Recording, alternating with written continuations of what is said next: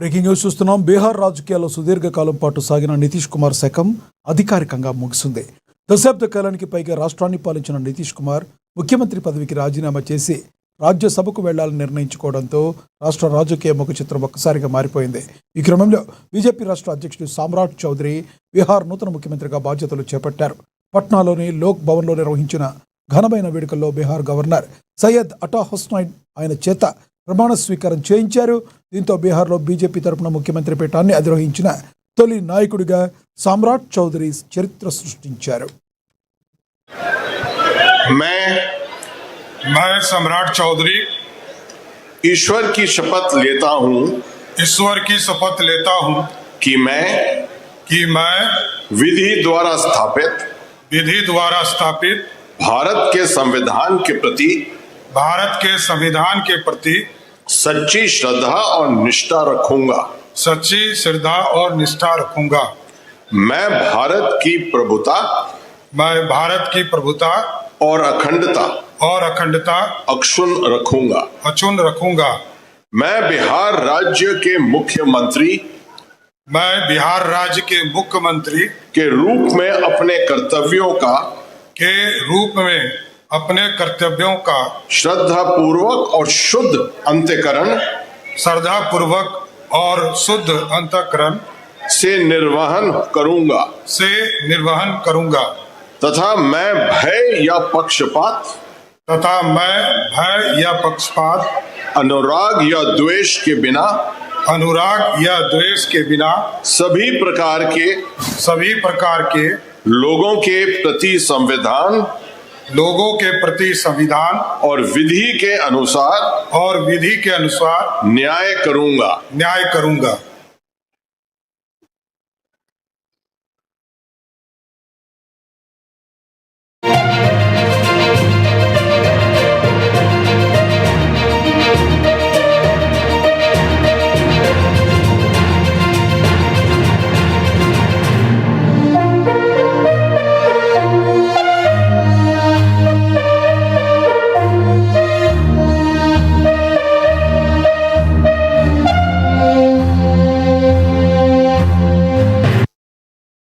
Breaking news చూస్తున్నాం. రాష్ట్ర రాజకీయాల్లో మరోసారి పొలిటికల్ హీట్ పెరిగింది. ముఖ్యమంత్రి రేవంత్ రెడ్డి, ఏఐసీసీ ప్రతినిధి మీనాక్షి నటరాజన్ మధ్య భేటీ ముగిసింది. రాష్ట్రంలో నెలకొన్న తాజా రాజకీయ పరిణామాలు, నామినేటెడ్ పదవుల భర్తీ, పార్టీలో నెలకొన్న అసమ్మతి అంశాలపై ఈ సమావేశంలో సుదీర్ఘంగా చర్చించినట్లుగా సమాచారం. సీనియర్ నేత జీవన్ రెడ్డి రాజీనామా ఉదంతం తర్వాత పార్టీలో తలెత్తిన పరిణామాలు, ఎమ్మెల్యేల అసంతృప్తిని చర్చల్లార్చే దిశగా చర్చించినట్లుగా సమాచారం.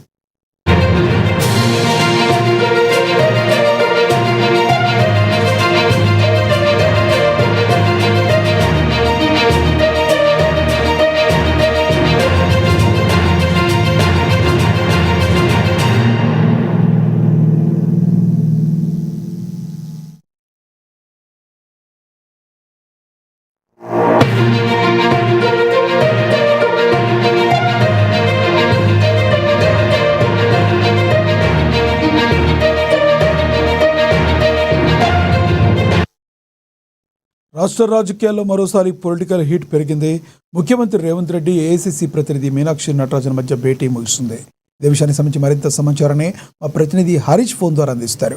హరీష్, చెప్పండి, వీరిద్దరి మధ్య భేటీ ముగిసిన నేపథ్యంలో అక్కడ ఏం తెలిసే అవకాశం ఉంది?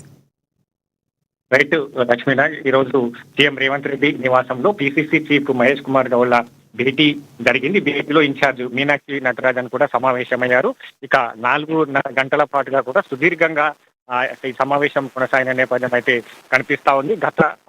అంటే కొన్ని దఫాలుగా కూడా ఈ పిఎస్సి కార్యవర్గం కావచ్చు, ఇతర ఆర్గనైజేషన్ సంబంధించిన పోస్టుల పైన పెండింగ్ పడుతూ వస్తున్న నేపథ్యం కావచ్చు, నామినేటెడ్ పదవులు, అలాగే టీపీసీసీ వర్కింగ్ ప్రెసిడెంట్, కార్యదర్శులకు సంబంధించి ఇతర ఆర్గనైజేషన్ సంబంధించిన పోస్టులను సుదీర్ఘంగా వాయిదా పడుతూ వస్తుంది. వీటన్నిటికి సంబంధించి కూడా ఇప్పటికే ఒక ఫైనల్ లిస్ట్ కూడా సిద్ధంగా ఉన్నది. ప్రకటించేందుకు సిద్ధంగా ఉన్న పరిస్థితి కావచ్చు. వాటిని ప్రకటించేందుకు ఇప్పుడు ఈ సమావేశంలో ఉలిక్కి వచ్చినట్టుగా తెలుస్తున్న నేపథ్యం అయితే కనిపిస్తా ఉంది.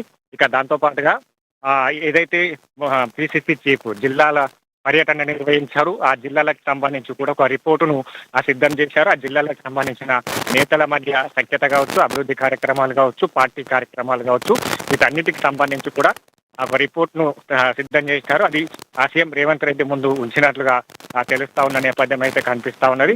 దాంతో పాటుగా కొన్ని జిల్లాలకు సంబంధించి కూడా ఏదైతే సఖ్యత లేకపోవడం కావచ్చు, ఇది వర్గాలుగా ఏదైతే కాంగ్రెస్ పార్టీ నేతలు వీడిపోవడం కావచ్చు, అసంతృప్తం వ్యక్తం చేస్తున్న పరిస్థితి కావచ్చు, కొంతమంది ఎమ్మెల్యేలకు సంబంధించి కూడా అసంతృప్తిగా ప్రధానంగా చూసుకుంటే జీవన్ రెడ్డి విషయ రాజీనామా అవుతున్న తర్వాత పార్టీలో ఎటువంటి పరిణామాలు ఉన్నాయంటే ఏం చెప్తారు మీరు? రైట్, ప్రధానంగా సుదీర్ఘంగా ఆయన కాంగ్రెస్ పార్టీకి సేవలు అందించిన ఏదైతే సీనియర్ నేత జీవన్ రెడ్డి పార్టీ వీడడం పట్ల కూడా ఇక పార్టీలో అక్కడ తదుపరి కార్యాచరణకు సంబంధించి కావచ్చు, జగిత్యాల జిల్లాకి సంబంధించి కాంగ్రెస్ పార్టీని నడిపించడంలో మరొక కార్యాచరణ సిద్ధం చేయాలని కూడా ఈ సమావేశంలో ఏదైతే చర్చించిన నేపథ్యం అయితే కనిపిస్తా ఉంది. ఇక ఆ జగిత్యాల జిల్లాతో పాటుగా ఇతర జిల్లాలకు సంబంధించి కావచ్చు, ఇప్పుడు ఏ అయితే జిల్లాలో ఇట్లాంటి నేతల మధ్య సఖ్యత కుదరడం లేదో అక్కడ సంబంధించి కూడా మరోసారి అక్కడ నేతలంతా వెళ్లి వాళ్ళను సద్దుమణిగించే ప్రయత్నం చేసేందుకు కార్యాచరణ సిద్ధం చేసే విధంగా కూడా ఈ సమావేశంలో చర్చలు జరిగినట్టుగా సమాచారం అందుతున్న నేపథ్యం అయితే కనిపిస్తా ఉంది. ఇక దాంతో పాటుగా ఏదైతే ఇతర డీలిమిటేషన్ సంబంధించి కూడా ప్రజల్లో అవగాహన కల్పించాలి. దక్షిణాది రాష్ట్రాలకు సంబంధించి డీలిమిటేషన్ పట్ల ఏ విధంగా నష్టపోతా ఉన్నాయి, వీటన్నిటికి సంబంధించి కార్యాచరణ సిద్ధం చేసేందుకు ఈ సమావేశంలో చర్చించారు. దీనిపైన పిఏసీ సమావేశం కూడా నిర్వహించబోతున్నారు. వారం రోజుల్లో పిఏసీ సమావేశం నిర్వహిస్తారు. పిఏసీ సమావేశంలో డీలిమిటేషన్ సంబంధించి కూడా కార్యాచరణ, అలాగే పార్టీ బలోపేతం, అలాగే వచ్చే ఎన్నికలకు సంబంధించి కూడా జెడ్పీటీసీ, ఎంపీటీసీ ఎన్నికలకు సంబంధించి కూడా కార్యకర్తలను సన్నిద్ధం చేయడంతో పాటుగా జెడ్పీటీసీ, ఎంపీటీసీకి సంబంధించిన అభ్యర్థులను ఏ విధంగా ఫిల్టరైజ్ చేయాలనేది కూడా మొత్తంగా ఈ సమావేశంలో చర్చించారు.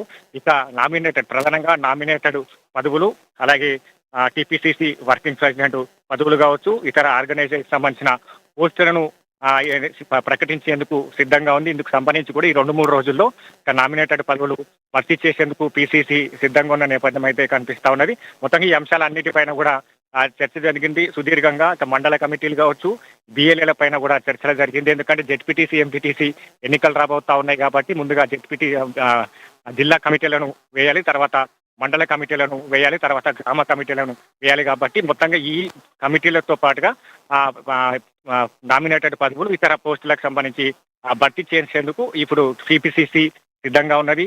మొత్తంగా ఈ అంశాలపైన కూడా సుదీర్ఘంగా చర్చ జరిగింది. ఇక 2-3 రోజుల్లో పార్టీ నామినేటెడ్ పదవులు భర్తీ ఉండబోతున్న పరిస్థితి అయితే ఉంది. Lakshminath, thank you Harish.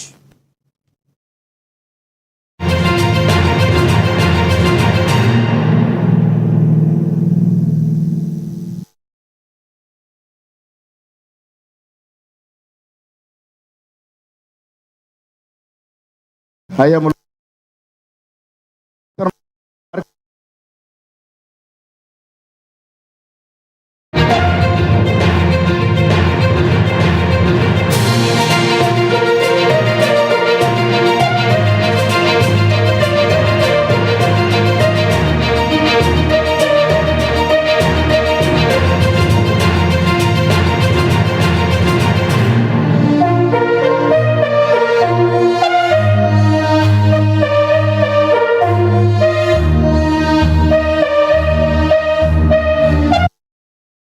Breaking news చూస్తున్నాం. ఆంధ్రప్రదేశ్ ఇంటర్మీడియట్ 2025-26 పరీక్ష ఫలితాలు విడుదలయ్యాయి.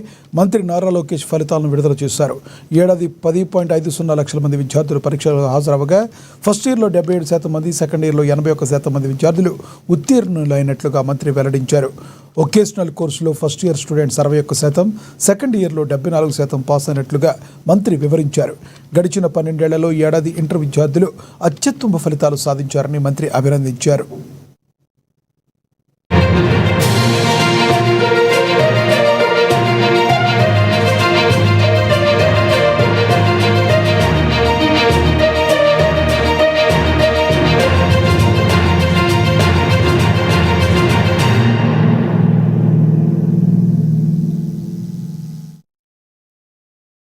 ఏపీ ఇంటర్మీడియట్ 2025-26 పరీక్ష ఫలితాలు విడుదలయ్యాయి. మంత్రి నారా లోకేష్ ఫలితాలను విడుదల చేశారు.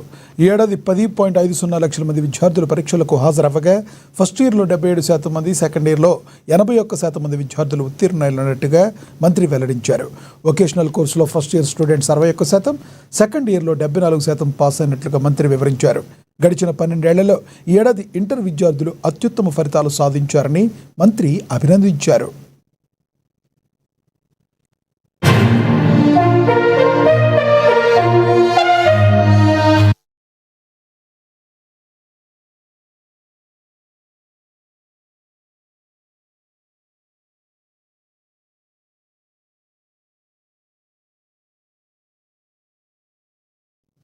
నెల్లూరు జిల్లా జువ్వలదిన్నెలో మాజీ సీఎం వైఎస్ జగన్మోహన్ రెడ్డి పర్యటించారు.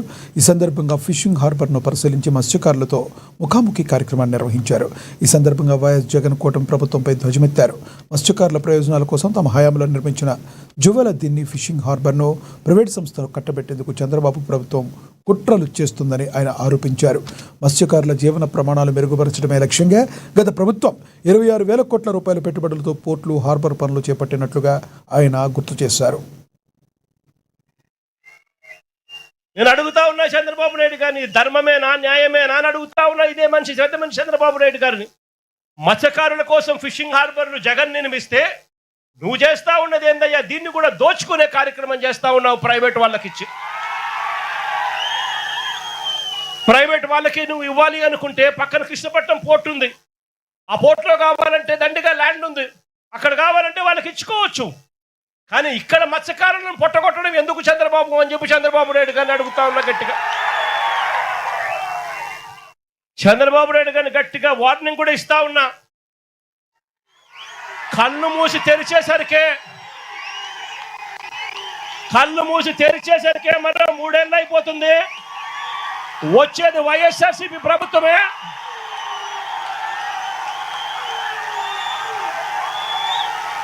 ఈ ప్రైవేట్ డిఫెన్స్ కంపెనీని ఇక్కడి నుంచి షిఫ్ట్ చేస్తారని చెప్పి కూడా చెప్తా ఉన్నాం.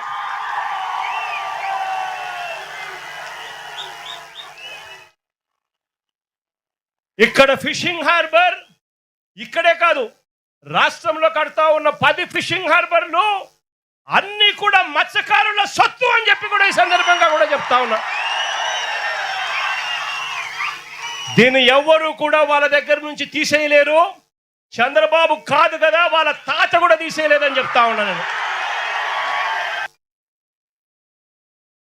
మహబూబాబాద్ జిల్లా కేంద్రంలో అరైవ్ అలైవ్ రహదారి ప్రమాదాల నివారణ కార్యక్రమం నిర్వహించారు. ఈ కార్యక్రమంలో భాగంగా హెల్మెట్ వినియోగంపై పోలీసులు, రవాణా శాఖ ఆధ్వర్యంలో పోస్టర్ ఆవిష్కరించారు. అనంతరం ఎస్పీ డాక్టర్ సబరీష్ ఆధ్వర్యంలో బైక్ ర్యాలీ చేపట్టారు. పట్టణంలోని తహసీల్దార్ సెంటర్ నుండి ప్రారంభమైన ర్యాలీ ప్రధాన రహదారుల నుంచి వైఎస్ఆర్ సెంటర్ మీదుగా ఈ ర్యాలీ కొనసాగింది. వాహనదారులు రహదారి నియమాలను పాటించి తప్పనిసరిగా హెల్మెట్ ధరించాలని ఎస్పీ సబరీష్ కోరారు.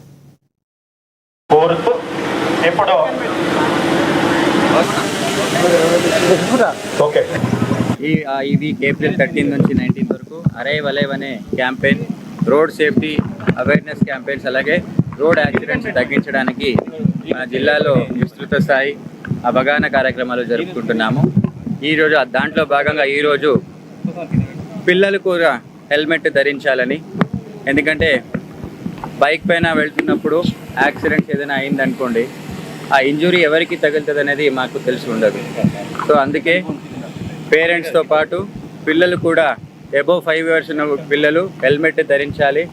అందరూ కూడా తమ ప్రాణాలని రక్షించుకోవడానికి హెల్మెట్ ధరించి ప్రతి ఒక్కరు కూడా రోడ్ సేఫ్టీ నియమాలను పాటించాలని ఈరోజు అందరికీ విజ్ఞప్తి చేస్తున్నాను. సో దాంట్లో భాగంగానే అందరికీ అవేర్నెస్ కల్పించడానికి ఈరోజు మహబూబాబాద్ జిల్లాలో మహబూబాబాద్ పోలీస్ ఆధ్వర్యంలో అలాగే డిస్ట్రిక్ట్ ట్రాన్స్పోర్ట్ ఆఫీసర్ వాళ్ళు సహకారంతో ఈరోజు ఇక్కడ కామారెడ్డి జిల్లా ఎల్లారెడ్డిలో విషాదం చోటు చేసుకుంది. బీసీ బాలికల వసతి గృహంలో 8వ తరగతి చదువుతున్న శ్రావణి అనే విద్యార్థిని అనుమానాస్పద స్థితిలో మృతి చెందింది. ఉదయం హాస్టల్లో ఒక్కసారిగా కుప్పకూలిన బాలికను ఆసుపత్రికి తరలించగా అప్పటికే మరణించినట్లు డాక్టర్లు ప్రకటించారు. కూతురి మరణ వార్త విని తల్లిదండ్రులు కన్నీరు మున్నీరవుతున్నారు. హాస్టల్ ముందు బైఠాయించి ఆందోళన చేపట్టారు.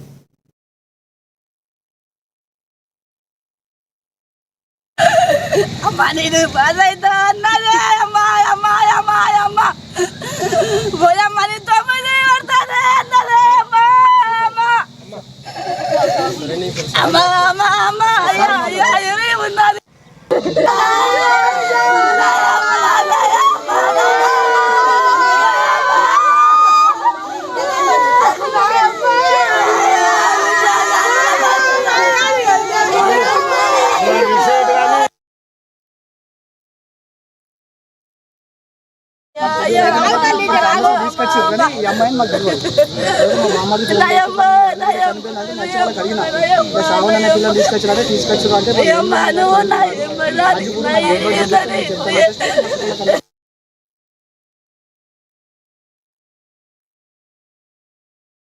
ఏలూరు జిల్లాలో అగ్నిమాపక ఆధ్వర్యంలో అగ్ని ప్రమాదాల నివారణ కోరుతూ వారోత్సవాలు ప్రారంభమయ్యాయి.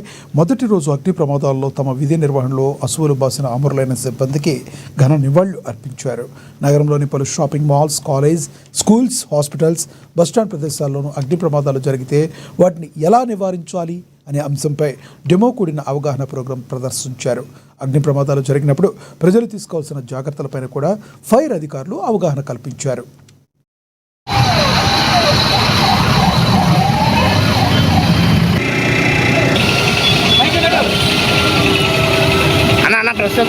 ఏప్రిల్ 14, 2044 సంవత్సరంలో బ్రిటిష్ దేశం నుంచి వచ్చినటువంటి ఒక కంటైనరు, దాంట్లో ఉన్నటువంటి ఫ్లేమబుల్ ఎక్విప్మెంట్ 1944 సంవత్సరం ఏప్రిల్ 12వ తారీఖున విక్టోరియా డక్యార్డ్కి రావడం జరిగింది. దాన్ని అన్లోడ్ చేసే సమయంలో ఏప్రిల్ 14, 1944 సంవత్సరంలో ఒక గొప్ప విస్ఫోటనం జరిగింది, ఎక్స్ప్లోజన్ జరిగింది. దాంట్లో cotton bales, ammonium plus flammable liquids ఉన్నాయి కాబట్టి అది ఒక్కసారి ఎక్స్ప్లోజ్ అవడం వల్ల దగ్గరగా మా సిబ్బంది 44 మంది చనిపోయారు. అప్పటి నుంచి 1968 సంవత్సరంలో భారతదేశ ప్రభుత్వం వారు భారత అగ్నిమాపక దినాన్ని ఏప్రిల్ 14 ప్రకటించారు. కాబట్టి మేము ఏప్రిల్ 14 నుంచి 20వ తేదీ వరకు అగ్నిమాపక వారోత్సవాలు జరుపుకుంటున్నామండి. ఈ అగ్నిమాపక వారోత్సవాల సందర్భంగా ఈరోజు మరి మాకు కూడా ఏలూరు జిల్లాకి 2 కొత్త వాహనాలు రావడం జరిగింది. వాటిని కూడా ప్రారంభించుకున్నాము. నిన్న దినము అగ్నిమాపక వారోత్సవాలు ప్రారంభించుకుని ఈ దినము ఈ షాపింగ్ మాల్స్, ఏలూరు పట్టణంలో ఉన్నటువంటి shopping malls, colleges, apartments, industries ఇవన్నీ కూడా మేము ప్రతిదినము ఒక్కొక్క రోజు ఒక్కొక్క ప్రోగ్రాం. హయత్నగర్లోని మదర్ డైరీలో అవినీతి ప్రకంపనలు రేగుతుంది. డైరీ పాలకవర్గం ఎండీ భారీగా అవినీతికి పాల్పడ్డారన్న ఆరోపణలపై ప్రభుత్వం సీరియస్ అయిపోయింది. ఈ నేపథ్యంలో రంగారెడ్డి జిల్లా డీసీఓ సుధాకర్ నేతృత్వంలో ఈరోజు మదర్ డైరీలో ముమ్మర తనిఖీలు చేపట్టారు. ప్రభుత్వం నియమించిన విచారణ కమిటీలో భాగంగా అధికారి సుధాకర్ నేరుగా రంగంలోకి దిగి పాలక మండలి సభ్యులను ఎండీని విచారిస్తున్నారు.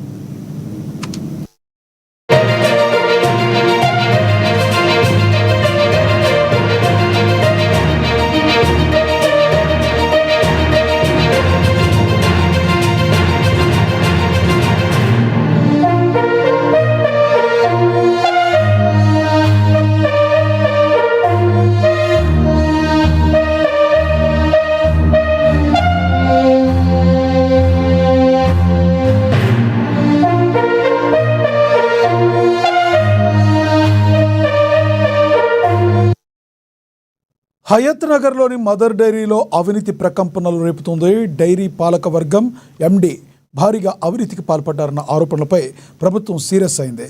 ఈ నేపథ్యంలో రంగారెడ్డి జిల్లా డీసీఓ సుధాకర్ నేతృత్వంలో ఈరోజు మదర్ డైరీలో ముమ్మర తనిఖీలు చేపట్టారు.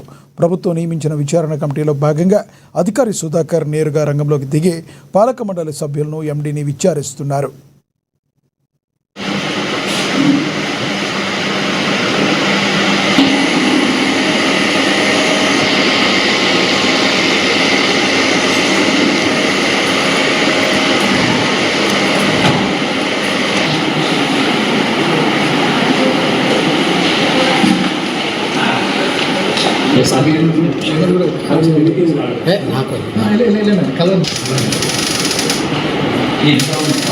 డైరీలో చిన్న పిటిషన్స్ రావడం జరిగింది. ఈ పిటిషన్ పైన register commissioner and register cooperative societies section 29 కింద కామారెడ్డి జిల్లాలో చిరుతపులి సంచారం స్థానికులను తీవ్ర భయాందోళనకు గురిచేస్తుంది. గాంధారి మండలం గుర్జాల్ గ్రామంలో చిరుత దాడి చేయడంతో ఒక పాడి దూడ మృతి చెందింది. గ్రామానికి చెందిన సత్తయ్య అనే రైతు తన పశువుల పాకలో దూడలను కట్టేసి ఇంటికి వెళ్లారు. అయితే రాత్రి సమయంలో అడవి నుంచి వచ్చిన చిరుత పాకలోకి చొరబడి ఒక దూడపై దాడి చేసి చంపేసింది. సమాచారం అందుకున్న గాంధారి ఫారెస్ట్ అధికారులు సంఘటనా స్థలానికి చేరుకుని చిరుత పాదముద్రలను సేకరించారు. అనంతరం వెటర్నరీ డాక్టర్తో మృతి చెందిన దూడకు పోస్టుమార్టం నిర్వహించారు. ఐలాపూర్, ముస్తాపూర్, మెంగారం వంటి గ్రామాల ప్రజలు రాత్రి వేళల్లో పొలాలకు వెళ్లవద్దని, పశువుల కాపర్లు గుంపులుగా వెళ్లాలని అధికారులు సూచిస్తున్నారు. అది పొడిగిందా అది పొడిగిందా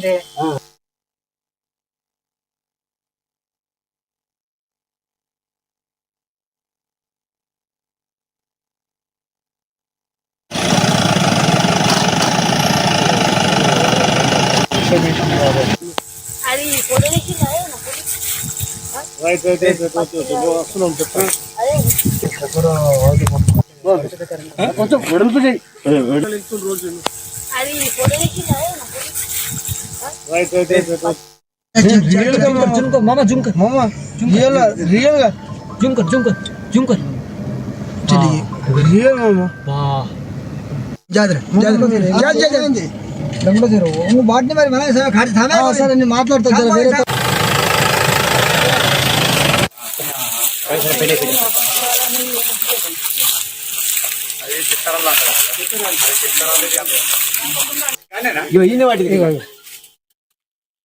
అదే రౌతల వాటింది ఇళ్ళకి అలాగే